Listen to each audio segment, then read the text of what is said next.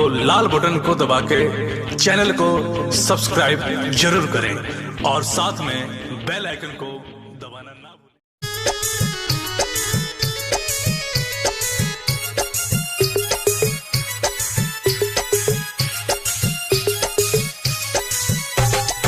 Music by Mohan Yadav, Balaji recording studio Jadavpur.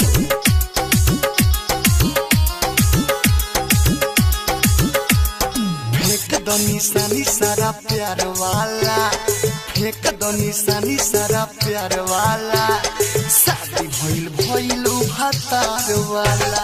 फेंक दो निशानी सारा प्यार वाला, शादी भइल भइल भतार वाला।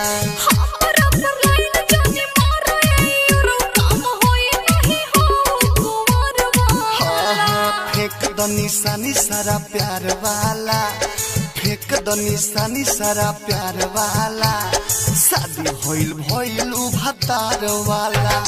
फेंक दो निशानी सारा प्यार वाला, शादी भइल भइल भतार वाला।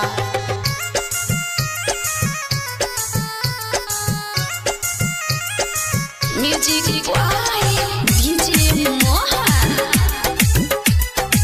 Balaji recording studio Jadavpur.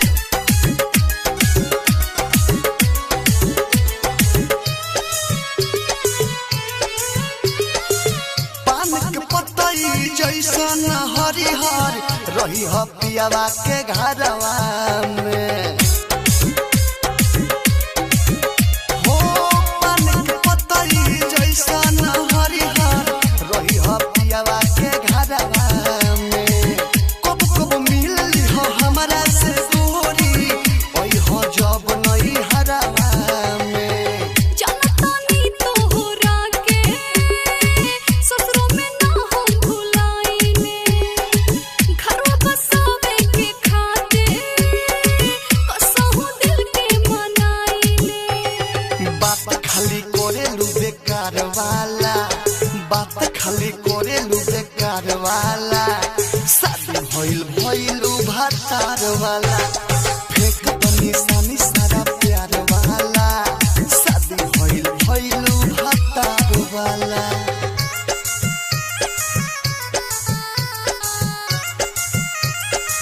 Music by DJ Mohan, Balaji recording studio Jadavpur.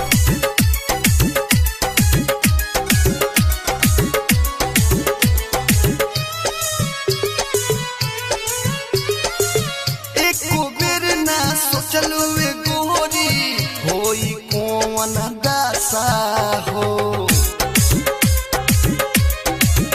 हो एको बेर ना सोचलू ए गोरी, होई कौन दासा हो। तोहरा के भुलावे हो खातिर करिल भारी भारी नशा हो। दूर कैसे ऐसन ना करी हो, भरला जवानी में ना मरी हो। यादों विदेशी औरो हाथ में जाम नहीं धरी हो। याद रखी हम मिलल पिछुआर वाला, याद रखी हम मिलल पिछुआर वाला, शादी भइल भइल भतार वाला। फेंक दो निशानी सारा प्यार वाला, शादी भइल भइल भतार वाला। हमरा पर लाइन जाने मारे औरो काम होई नहीं हो कुंवर वाला। फेंक दो निशानी सारा प्यार वाला, फेंक दो निशानी सारा प्यार वाला, शादी भइल भइल भतार वाला। फेंक दो निशानी सारा प्यार वाला, शादी भइल भइल भतार वाला। Balaji recording studio Jadavpur.